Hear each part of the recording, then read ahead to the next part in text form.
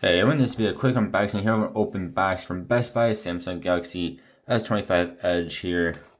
This was about 800 bucks. After taxes, I think it was like 7 something or other, a bit over 700 bucks. So in here we have your paperwork, your SIM ejector tool, and going to be your cable.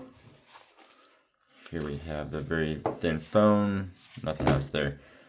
So super duper thin phone. That just feels kind of nuts in the hands. Definitely nobody wiped this thing down, which is kind of crazy being an open box item. You'd think they would clean it. So a volume rocker, power button, of course. Speaker, USB-C that's almost as thick as the phone itself. Mic, SIM card slot. 5G antenna parts. And more mics.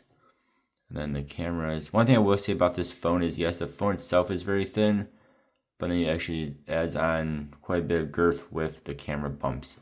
But the phone itself is rather thin. The camera bumps are about as thick as the phone is itself.